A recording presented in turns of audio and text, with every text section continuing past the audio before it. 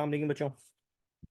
देखें, इस लेक्चर में हम केमिकल काइनेटिक्स के हवाले से चंद बातें डिस्कस करेंगे और मेनली हमारा काम होगा कि हम केमिकल काइनेटिक्स से रिलेटेड जो न्यूमेरिकल वाला पार्ट है वो डिस्कस करें। इससे पहले कि हम न्यूमेरिकल की तरफ जाएं, चंद बुनियादी चीज़ें केमिकल काइनेटिक्स के हवाले से हम डिस्कस कर लें। केमिकल काइनेटिक्स क्या है, किस चीज़ को डील करता है, इसने हमें क्या इंफॉर्मेशन मिलती है, ये हमारा ज़रा बेसिक सा आइडिया पहले बन जाए, उसके बाद फिर हम आगे जाते हैं और न्यूमेरिकल सॉल्व करते हैं। तो देखिए, केमिकल काइनेटिक्स है क्या? एक ऐसी आप समझे ब्रांच है केमिस्ट्री की जिसके अंदर हम जो मेनली चीज़ है वो है रेट ऑफ रिएक्शन, जिसे डिस्कस करते हैं। यानी एक रिएक्शन कितनी देर में कंप्लीट होगा, रिएक्टेंट कितनी देर में कंप्लीटली प्रोडक्ट में कन्वर्ट हो जाएगी। ये बेसिक आइडिया हमारे पास केमिकल काइनेटिक्स के लिए आता है। यानी अगर हम इस बात को इस तरह कहें कि ये दरअसल रिएक्शन की रफ्तार को, वेलोसिटी ऑफ द रिएक्शन कह लीजिए, रेट ऑफ द रिएक्शन कह लीजिए, को डिटरमिन करता है।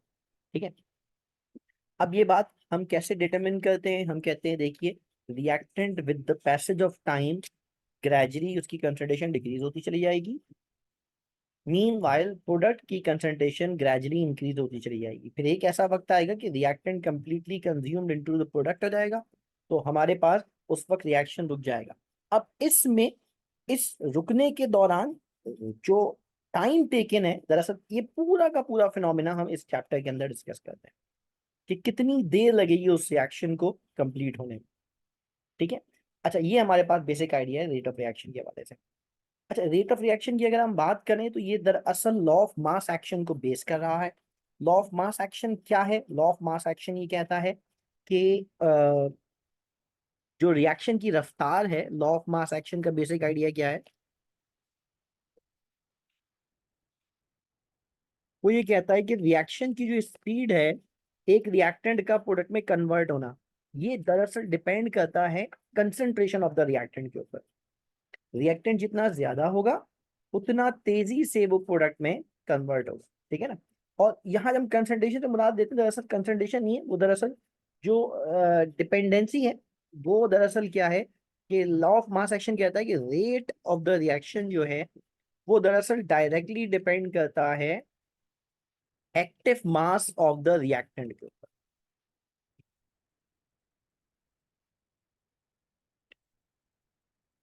Active mass of the reacting species के ऊपर, या रिएक्टेंट कह लीजिए आप, एक ही बात है।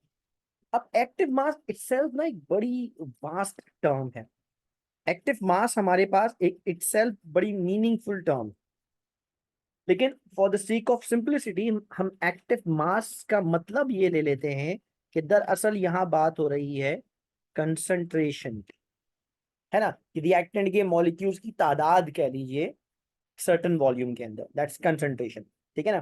तो हम ले लेते हैं कि यार rate of reaction directly proportional to the concentration of the reacting molecule है। जिसका मतलब ये बनेगा, इसका मतलब ये बनेगा कि रिएक्टेंट ज्यादा होगा तो रेट ऑफ रिएक्शन ज्यादा होगा, प्रोडक्ट तेजी से फॉर्म हो रही होगी, रिएक्टेंट तेजी से कंज्यूम हो रहा होगा, रिएक्शन तेजी से प्रोसीड हो रहा होगा।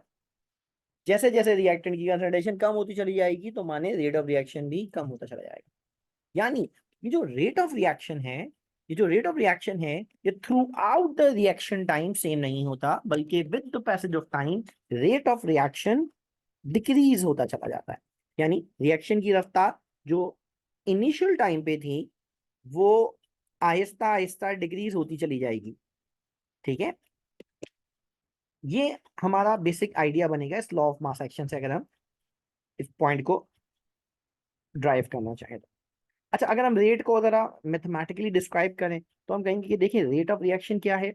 रेट ऑफ रिएक्शन है change in the concentration, change in the concentration of reactant और प्रोडक्ट विद टाइम, है ना, टाइम गुजरने के साथ साथ रिएक्टेंट की कंसंट्रेशन में होने वाली कमी या प्रोडक्ट की कंसंट्रेशन में होने वाला इजाफा रेट ऑफ रिएक्शन कहलाएगा। दोनों अंदाज में बात कर लिख सकते हैं। ठीक है ना, दोनों अंदाज में हम उसको लिख सकते हैं। अगर मैं इसको मैथमेटिकली बताने की कोशिश करूं तो मैं कहूंगा, देखें, रेट ऑफ रिएक्शन क्या है?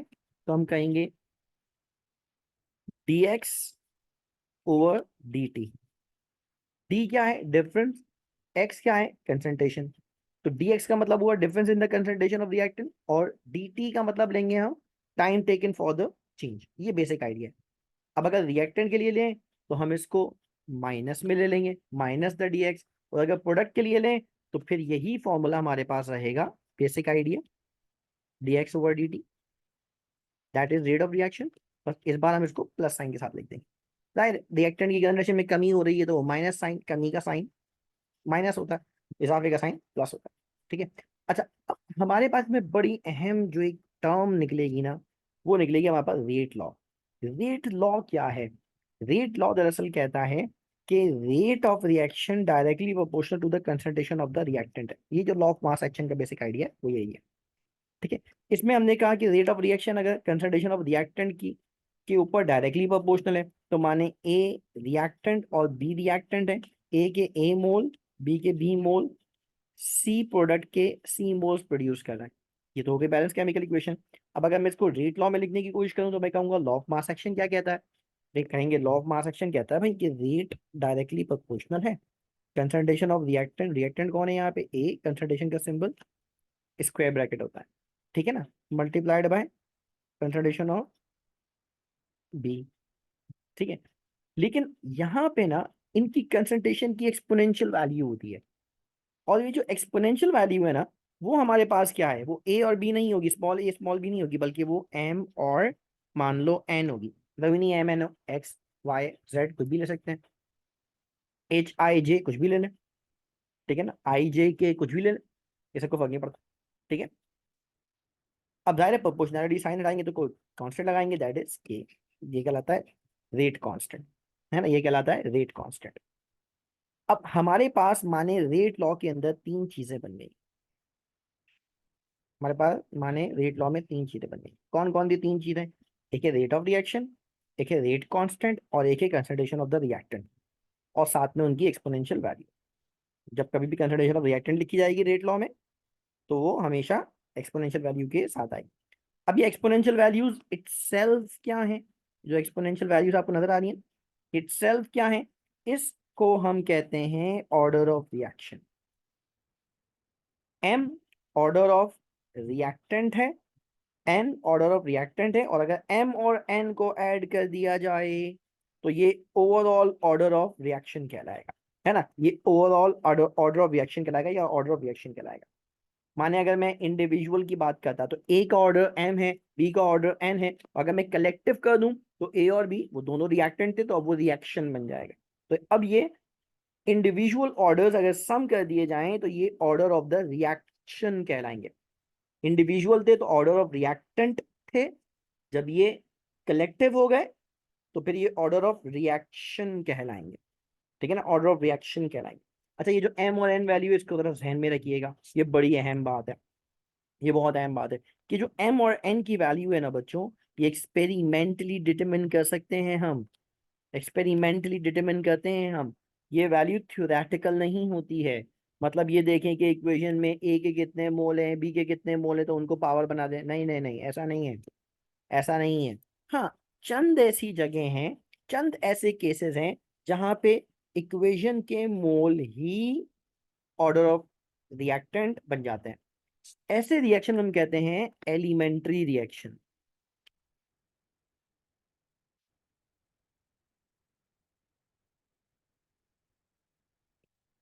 एलिमेंट्री रिएक्शन हमारे पास दरअसल वो रिएक्शन है जो वन स्टेप में प्रोडक्ट की तरफ चले जाते हैं, मतलब बीच में कोई इंटरमीडिएट नहीं बनते हैं, है ना, सिंगल स्टेप में वो प्रोडक्ट की तरफ चले जाते हैं। एलिमेंट्री स्टेप्स, एलिमेंट्री रिएक्शंस जो होते हैं उनके जो ऑर्डर होते हैं वो यूजली, वो आम तौर पे वो दरअसल स्टेशोमेट्रिक मोल के बराबर होते हैं, है ना, स्टेशोमेट्रिक मोल के बराबर होता है। तो अगर कभी ऐसा कोई सवाल आ जाए ना कि ये रिएक्शन है, ये एक एलिमेंट्री रिएक्शन है, तो बताइए इसके इतने रिएक्टेंट ए इतने रिएक्टेंट बी आपस में मिलकर प्रोडक्ट बना रहे हैं, अगर वो एलिमेंट्री रिएक्शन है तो फिर क्या करेंगे, फिर उसके इक्वेशन के जो बैलेंस केमिकल इक्वेशन के जो मोल है उन्हीं को पावर बना के लिख देंगे, है ना, उन्हीं को पावर बना देंगे। लेकिन आम तौर पे ऐसा नहीं होता, आम तौर पे क्या होता है, order of reaction experimentally determine किए जाते हैं, ठीक है ना, एक्सपेरिमेंटली डिटरमिन किए जाते हैं। अच्छा चंद इसके यूनिट्स बड़े अहम है, जो बड़ी ही हमारे लिए यूजफुल चीज होगी न्यूमेरिकल सॉल्व करते हुए, न्यूमेरिकल सॉल्व करते हुए। ठीक है, अच्छा वो क्या है भाई?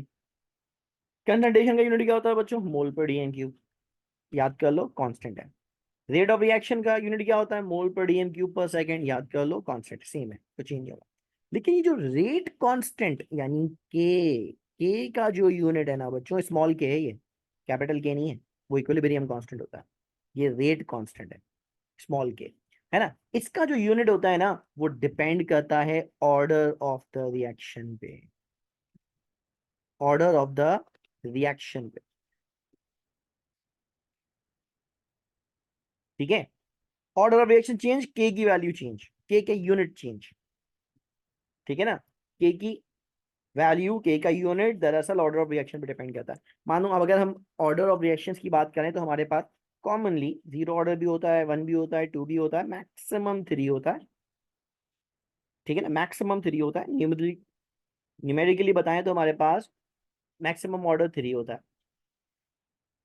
जीरो भी हो सकता है, माइनस में भी हो सकता है, नेगेटिव ऑर्डर्स भी होते हैं, फ्रैक्शनल ऑर्डर भी होते हैं, मतलब 1.5 आ गया, 1.25 आ गया, ऐसा भी होता है। ठीक है ना, तो मानो अगर हमारे पास जीरो ऑर्डर रिएक्शन है,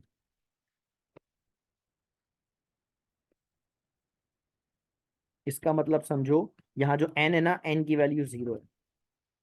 तो अब अगर आप यहाँ पे इसका रेट कांस्टेंट का यूनिट निकालने की तरफ जाएंगे तो क्या होगा? तो क्या बन जाएगा ये? मोल पर dm cube whole power one minus zero into second inverse, second inverse bracket से बाहर है, हमेशा ऐसा ही रहेगा। तो ये बन जाएगा मोल पर dm cube, one minus zero becomes one, तो वन से अगर मल्टीप्लाई करेंगे तो मोल पर डीएम क्यूब ही रहेगा, और ये हो जाएगा सेकेंड इनवर्स, है ना, ये हो जाएगा सेकेंड इनवर्स, यानी वही रहा। ठीक है ना, जीरो ऑर्डर का जो यूनिट है रेट कांस्टेंट का, वो बिल्कुल रेट ऑफ रिएक्शन के बराबर ही है। अच्छा माने अगर मैं ये कहता हूँ नहीं नहीं नहीं, हमारे पास तो फर्स्ट ऑर्डर रिएक्शन है, तो अब एन की वैल्यू वन लिख दीजिए। अब अगर एन की वैल्यू वन लिखेंगे तो क्या बन जाएगा हमारे पास? मोल पर DM Q one minus one into second inverse. One minus one का मतलब क्या होता है बच्चों? जीरो, है ना, जीरो इंटू सेकेंड इनवर्स। और किसी भी चीज की पावर अगर जीरो हो तो वो किसके बराबर होता है? किसी भी चीज की पावर अगर जीरो हो तो वो किसके बराबर होगा? अगर पावर जीरो है तो वो चीज वन के बराबर होती है, दैट मीन्स ये पूरा फैक्टर वन बन जाएगा, और one multiplied by second inverse becomes second inverse, है ना, सेकेंड इनवर्स। अच्छा भाई, यही बात है, तो चले हम जरा फिर सेकेंड ऑर्डर को देख लेते हैं, है ना। सेकेंड ऑर्डर अगर हमारे पास है तो एन की वैल्यू क्या निकल जाएगी? टू। अब अगर इसे सॉल्व करने की तरफ जाएंगे बच्चों तो क्या बन जाएगा? मोल पर dm cube, one minus two का आंसर क्या होता है? Minus one.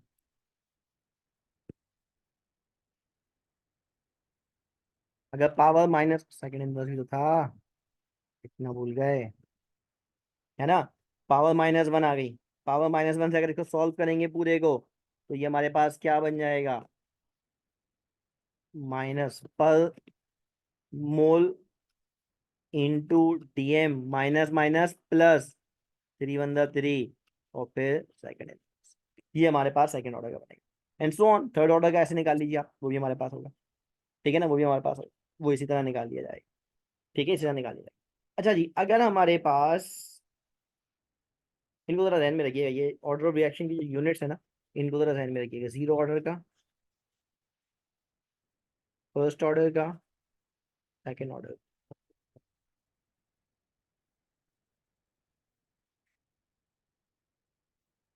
सेकंड।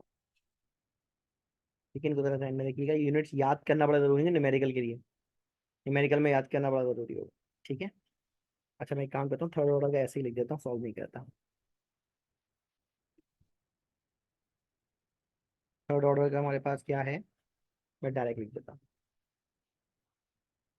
पर मोल स्क्वेयर dm6/सेकेंड, है ना। सेकेंड की पावर माइनस बन जाएगी। अब इनको जरा याद करने की कोशिश कीजिएगा। अच्छा जी, अगर हम बात करें factor affecting rate of reaction, ये बड़ी अहम बात है। देखिए रेट ऑफ रिएक्शन को ना चेंज किया जा सकता है, रेट कांस्टेंट चेंज नहीं होता, दैट्स के की वैल्यू चेंज नहीं होती है सिवाय टेम्परेचर के। Temperature is the only property which can alter the rate constant which is k की वैल्यू को अगर कोई चेंज कर सकता है ना बच्चों, वो है टेम्परेचर। अच्छा, के हमारे पास हम केमिस्ट्री के अंदर देखें तो बहुत सारे केस मिलेंगे हमें, है ना, हमें बहुत सारे केस मिलेंगे। हम पढ़ते हैं इक्विलिब्रियम कांस्टेंट एट कंसंट्रेशन, हम पढ़ते हैं इक्विलिब्रियम कांस्टेंट एट प्रेशर, ये गैसेस के लिए इस्तेमाल किया जाता है। हम पढ़ते हैं के एस पी, हम पढ़ते हैं के ए एसिड डिसोसिएशन कांस्टेंट, हम पढ़ते हैं के बी बेस डिसोसिएशन कांस्टेंट, हम पढ़ते हैं के W water dissociation constant. Even हम अगर स्मॉल के पढ़ लें, स्मॉल के भी पढ़ लें, ये जितने भी केस है ना बच्चों, ये जितने भी केस हैं, ये सब के सब जिस प्रॉपर्टी पे डिपेंड करते हैं, वो सब की सब प्रॉपर्टी दरअसल क्या है, टेम्परेचर है। टेम्परेचर चेंज करेंगे तो ये के वैल्यूज चेंज हो सकती हैं, अदरवाइज चेंज नहीं हो सकती। हाँ, रेट ऑफ रिएक्शन चेंज करने में बहुत सारी प्रॉपर्टीज इन्वॉल्व हो सकती हैं। मिसाल के तौर पे concentration of the reactant change करेंगे, रेट ऑफ रिएक्शन चेंज हो जाएगा, बढ़ाएंगे बढ़ेगी, कम करेंगे कम हो जाएगी। रिएक्टेंट का सरफेस एरिया बढ़ाएंगे, रेट ऑफ रिएक्शन बढ़ेगा, कम करेंगे कम हो जाएगा। टेम्परेचर बढ़ाएंगे, रेट ऑफ रिएक्शन बढ़ेगा, रेट ऑफ रिएक्शन क्यों बढ़ेगा, रेट कांस्टेंट बढ़ जाएगा, इसलिए रेट ऑफ रिएक्शन बढ़ जाएगा। अच्छा, रेडिएशन, रेडिएशन की बुनियाद के ऊपर भी हम क्या कहते हैं, रेट ऑफ रिएक्शन को डायरेक्टली रिलेट करते हैं। अच्छा, रेडिएशन से मुराद क्या लेंगे हम यहाँ पे, ये बड़ी अहम बात है। यहाँ रेडिएशन से मुराद लेंगे इंटेंसिटी ऑफ द लाइट।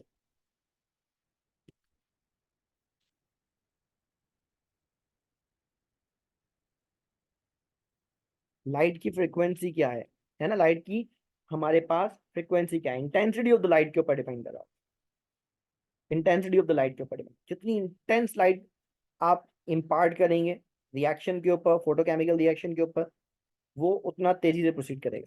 अच्छा, नेचर ऑफ कैटलिस्ट के ऊपर डिपेंड करेगा, है ना, नेचर ऑफ कैटलिस्ट के ऊपर भी डायरेक्टली डिपेंड करेगा।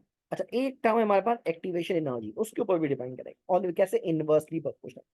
एक्टिवेशन एनर्जी जितनी ज्यादा होगी, रेट ऑफ रिएक्शन उतना कम होगा, है ना। एक्टिवेशन एनर्जी जितनी ज्यादा होगी बच्चों, रेट ऑफ रिएक्शन उतना कम होगा। अच्छा, ये हमारे पास चंद फैक्टर्स, इनको तो ध्यान में रखना है।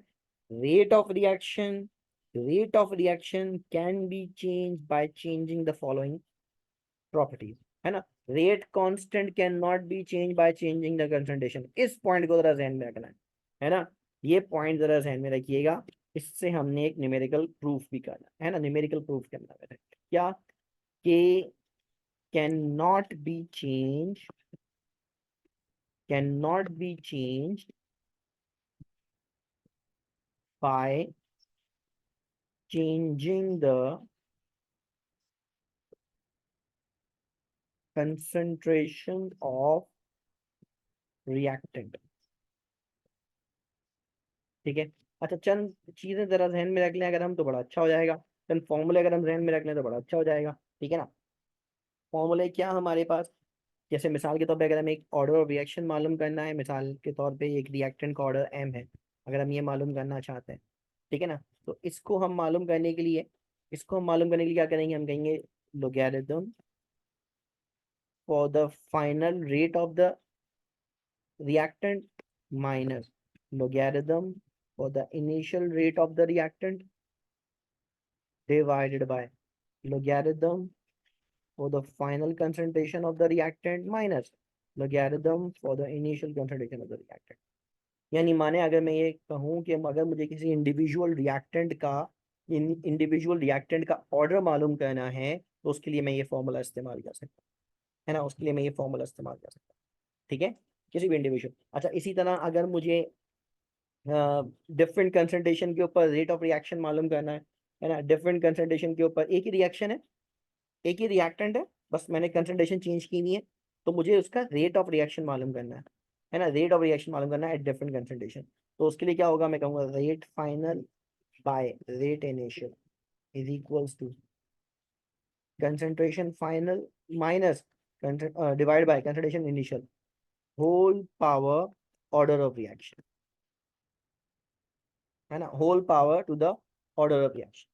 ये हमारे पास इसका जो है वो फॉर्मूला बनेगा। यानी अगर मुझे किसी पर्टिकुलर रिएक्टेंट की डिफरेंट कंसंट्रेशन पे रेट ऑफ रिएक्शन मालूम करना है तो उसके लिए हम ये फॉर्मूला इस्तेमाल करें, ठीक है ना, ये फॉर्मूला इस्तेमाल करेंगे। अब ये जरा ध्यान में रखिएगा, ये फॉर्मूला हमारे पास यूजफुल है न्यूमेरिकल सॉफ्टवेयर, ठीक है बच्चों। अच्छा भी बच्चों देखें, हमारे पास ये न्यूमेरिकल है, ठीक है ना, हम इस न्यूमेरिकल को सॉल्व करने की तरफ जाते हैं। और इस न्यूमेरिकल में हमारे पास क्या कुछ अगर हम देखते हैं, हमारे पास एक इक्वेशन दी गई है, ठीक है। हम एक इक्वेशन को देख के इसका एक जनरल सा रेट लॉ पहले बनाएंगे। हम जब कभी भी कोई इस किस्म का सवाल देखेंगे ना, हम क्या करेंगे, एक जनरल रेट लॉ लिखेंगे। जनरल रेट लॉ क्या होता है उसको जरा हम पहले से कॉपी कर लेते हैं। Rate is equals to rate constant into the concentration of reactant whole power MnO, कुछ भी लिखते हैं, एन लिख दिया मैंने, ऑर्डर ऑफ रिएक्शन ये, ठीक है ना। अच्छा, ये हमारे पास जनरल आइडिया। अच्छा, क्योंकि यहाँ पे सिर्फ एक ही रिएक्टेंट है, चलो इसकी बुनियाद के ऊपर इसका जनरल सा ऑर्डर लिख लेते हैं। जनरल सा ऑर्डर क्या बनेगा इसका, तो हमने कहा rate is equals to rate constant into the concentration of reactant. अब रिएक्टेंट क्या हमारे पास, Cl C O O C2H5 ethyl chloro formate, ये हमारे पास। अब हमने इसका लिख दिया एन ऑर्डर, है ना, ये हमारे पास है। अब हमने लिख दिया इसका एन ऑर्डर, ठीक है ना। अब एन की वैल्यू क्या है, ये हमारा मेन कंसर्न है। एन की वैल्यू क्या है, ये हमारा मेन कंसर्न है। अब एन की वैल्यू हमें एक्सपेरिमेंटली डिटरमिन होगी, या फिर बच्चों हमें सवाल में कुछ हिंट किया होगा कि भाई इसकी एन की वैल्यू क्या हो सकती है। वो हिंट क्या है, नंबर वन, या तो सवाल में खुद ही आपको बता दिया गया होगा कि भैया ये फर्स्ट ऑर्डर या जीरो ऑर्डर या सेकंड ऑर्डर या थर्ड ऑर्डर रिएक्शन है ना। या फिर आपको के की वैल्यू और यूनिट ऑफ के दिया गया हो। के का यूनिट देख के आप अंदाजा लगा सकते हैं कि इसका ऑर्डर क्या है। तो बच्चों ये जो DMQ पर मोल पर सेकंड, ये हमारे पास जो ऑर्डर है ना, ये जो यूनिट है, ये यूनिट दरअसल सेकंड ऑर्डर का होता है ना। ये क्या होता है, सेकंड ऑर्डर। दैट मीन्स कि हमारे पास एन की वैल्यू क्या है, 2, है ना। दैट मीन्स कि हमारे पास एन की वैल्यू क्या है, 2।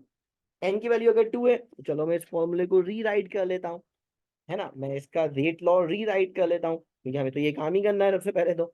अगर सवाल देखें तो सवाल के अंदर हमें है क्या, हमें के की वैल्यू गिवन है, हमें इनिशियल रेट गिवन है ना, हमें इनिशियल रेट गिवन है। हमसे कहा क्या जा रहा है, ठीक है ना, हमसे कहा गया है, मतलब ये मानो के गिवन है और रेट इनिशियल ये गिवन है, ठीक है ना, ये हमें गिवन है।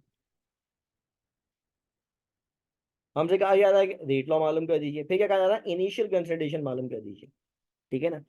तो रेट लॉ हमारे पास क्या बन जाएगा, तो हम कहेंगे यहाँ पे टू राइट रेट लॉ, है ना। हमारा रेट लॉ क्या बन जाएगा यहाँ पे, हम कहेंगे भाई जनरल फॉर्मूला तो ये था इसका, rate is equals to rate constant into the concentration of reactant power n. और यहाँ रिएक्टेंट कौन है, तो हमने बोला भाई रिएक्टेंट तो यहाँ पे क्लोरो इथाइल फॉर्मेट है। Rate is equals to rate constant into the concentration of Cl C O O C2H5। Power क्या होगी, पावर क्या होगी, क्योंकि के यूनिट से हमें अंदाजा हो रहा है कि ये सेकंड ऑर्डर है, तो यहाँ पे हम इसकी पावर 2 लिखें। ये बन गया हमारे पास इसका रेट, ये बन गया हमारे पास इसका रेट। आई बच्चों बात समझ में, के यूनिट से हमने ये काम किया। फिर क्या हमें मालूम करना है, टू फाइंड इनिशियल कंसंट्रेशन। अब देखें रिएक्टेंट की इनिशियल कंसंट्रेशन मालूम करनी है, तो बच्चों तरह ध्यान में रखो, रेट लॉ में तीन हमारे पास चीजें हैं। Number one rate of the reaction, number two rate constant, number three concentration of reactant. अब अगर तीन में से दो मालूम है तो तीसरी मालूम कर सकते हैं हम। अब जरा सवाल के अंदर जाएं और अगर डाटा देख लें तो देखो हमें यहाँ पे रेट कांस्टेंट की वैल्यू दी गई है which is 1.3 exponential minus 3। Unit क्या था इसका, DMQ, mole inverse, second inverse. फिर हमें क्या दिया गया, रेट। रेट कितना है हमारे पास, चलो रेट की वैल्यू भी निकाल लेते हैं, 3.25 एक्सपोनेंशियल माइनस 4।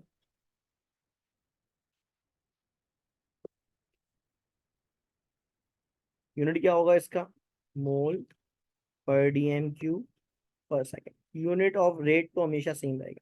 हमें क्या करना है, हमें इसकी कंसंट्रेशन मालूम करनी है, किसकी, reactant.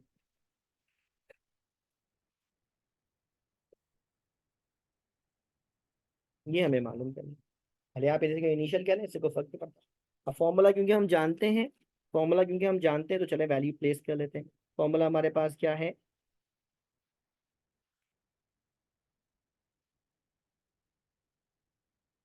Rate is equals to rate constant into the concentration of ClC00C2H5 power. Value place कर लेते हैं। रेट की वैल्यू कितनी आ रही है हमारे पास, 3.25 एक्सपोनेंशियल माइनस 4। के की वैल्यू कितनी आ रही है हमारे पास, 1.3 एक्सपोनेंशियल माइनस।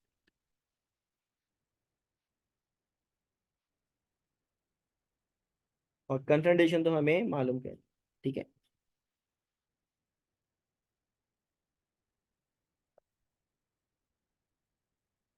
यहाँ पे मल्टीप्लाई और वहां जाके डिवाइड हो जाएगा। 3.25 exponential minus 4 by 1.3 exponential minus 3 is equal to concentration of the reactant whole power 2। ठीक है ना। अब इस प्रॉपर्टी को सॉल्व कर लेते हैं, है ना। क्या है हमारे पास, 3.25 exponential minus 4 by 1.3 exponential minus 3। तो बच्चों इसका आंसर आ गया 0.25। ठीक है। अब हमें तो कंसंट्रेशन मालूम करनी है, उसका स्क्वायर तो मालूम नहीं करना। ये तो स्क्वायर में आ रहा है, तो अब हमें क्या करना होगा, हमें रूट लेना होगा बोथ साइड।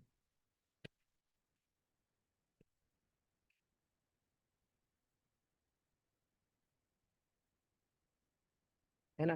अब अगर हम रूट लेंगे दोनों जाने 0.25,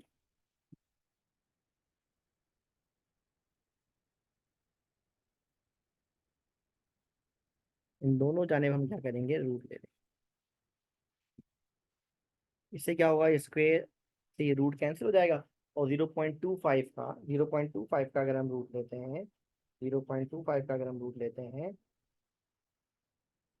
तो इसका आंसर आता है हमारे पास 0.5। है ना। 0.25 का अगर हम रूट लेंगे तो हमारे पास इसका आंसर क्या आएगा, 0.5।